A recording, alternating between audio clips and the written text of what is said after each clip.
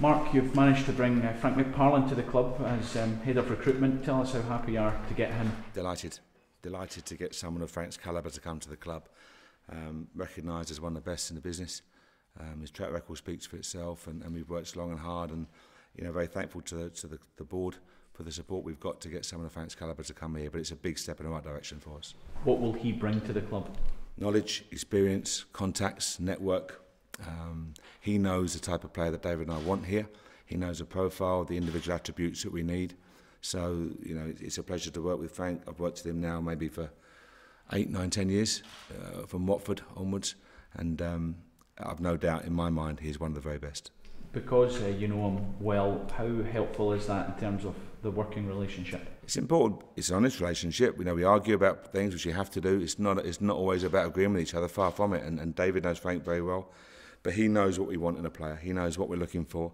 He knows the flexibility. We like players who can play in more than one position and adapt to a role and adapt to different demands. And he knows that the type of player that will fit that requirement. So it saves time, and I have absolute faith in his judgment in terms of players, and absolute faith in his feedback, which is really important. There's no point, someone of Frank's calibre looking at players 4, 5, 6 times and then me getting over there and saying I'm not so sure.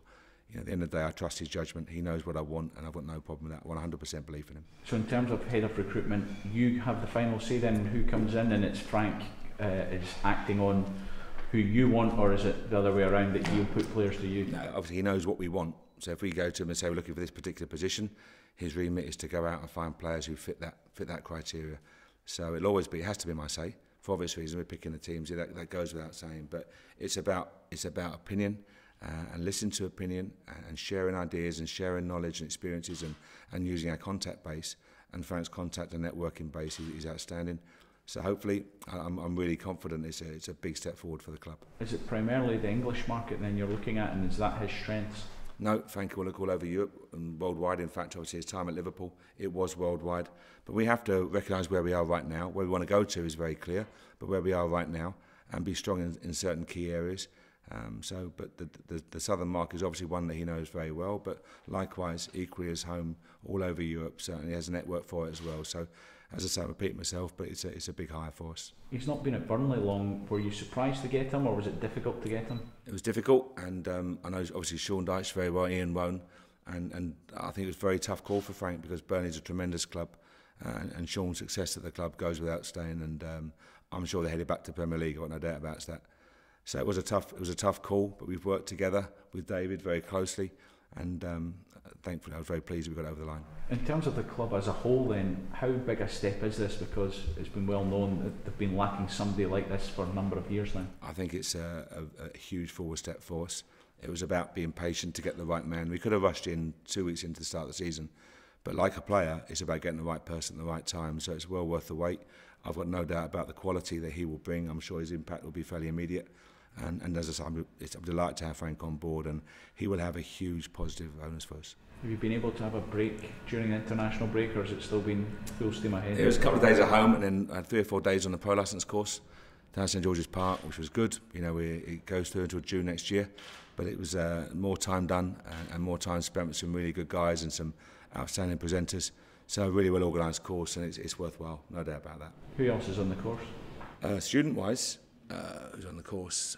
Phil Neville, Gary Scott Parker, Brad Friedel, Ian Rowan, Jimmy Floyd Hasselbank, Dave Flitcroft, Jerry Payton, John Achterberg. There's a number of people on the course, many other good guys. So there's some good people on the course, and you can share their ideas and their experiences. And as I say, you have some outstanding presenters as well. Were they asking you about Rangers and what's going on up here? It's 2 ways. Yeah, it's 2 ways. You look at Jimmy Floyd. They're second, promotion, and they're second now in League One. You look at Dave Flitcroft and Berry, they're third and doing really well. You look at Jerry Payton at Arsenal and John with the new manager coming in there, and Miguel from Tottenham, first team coach at Tottenham, and their success. So we all ask each other about each other's clubs. You're trying to get ideas, trying to find out what's good, and also bad practice. Some things don't work. But in general, it's good to chat and it's good to talk about football. Mark, can I just take you back to Frank again? A lot's been made of his track record, particularly unearthing the likes of Raheem Sterling.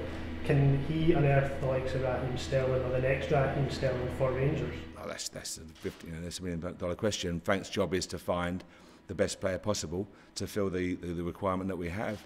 So he knows the market, as I said earlier. He knows what we're looking for. He knows what is good, and that's an important thing. You know, what is good? What does a good player look like? What represents a high quality player? It's knowing the attributes, knowing your market, and Frank knows the market better than most.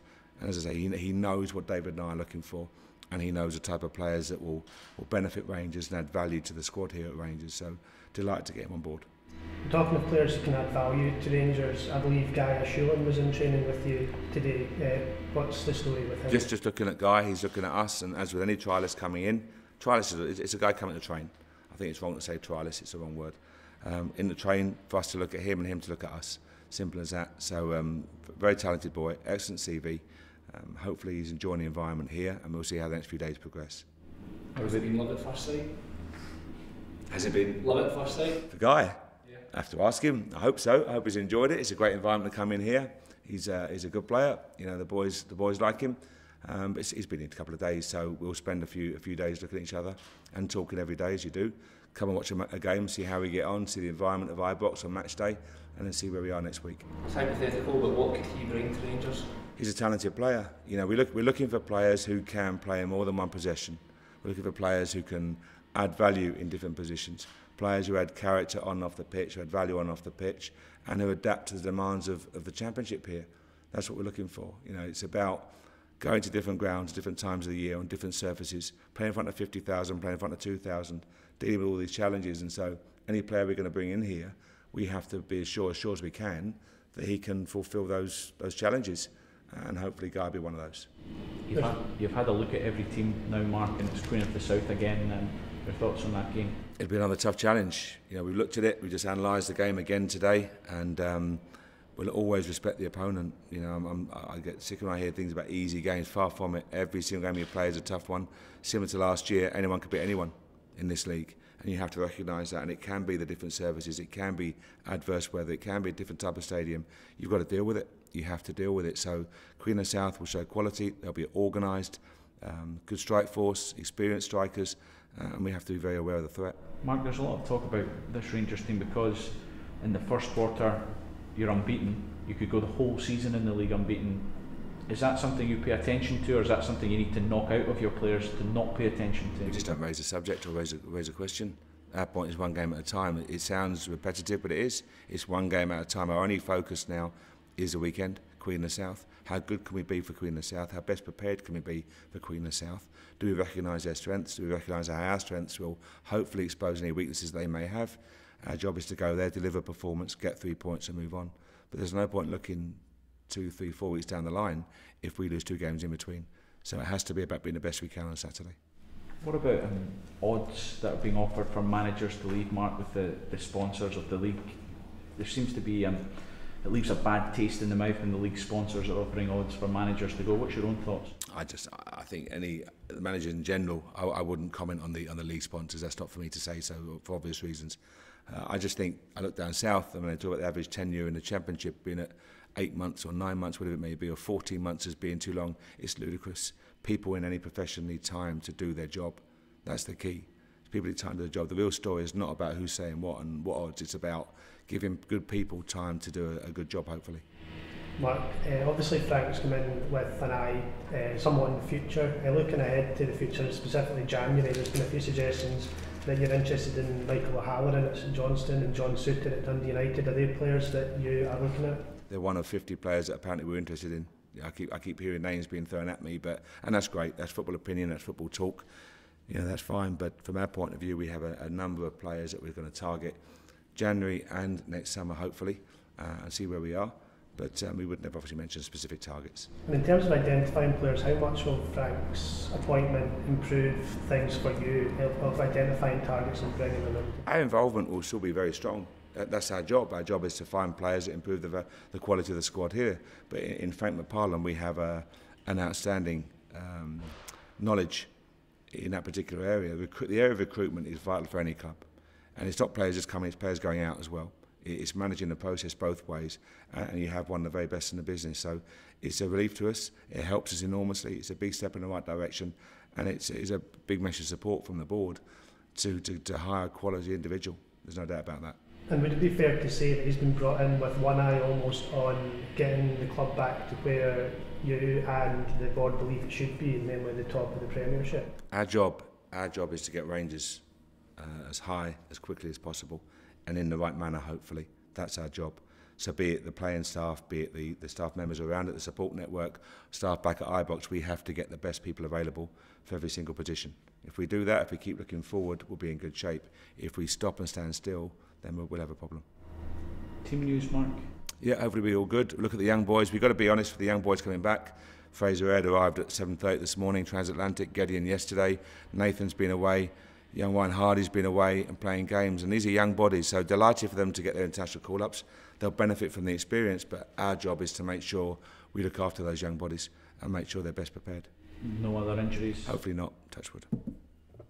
Just one more thing I'd like to ask, just any update on the John Eustace situation? Yeah, we're very close now. I think in the next couple of days we'll have some very positive news.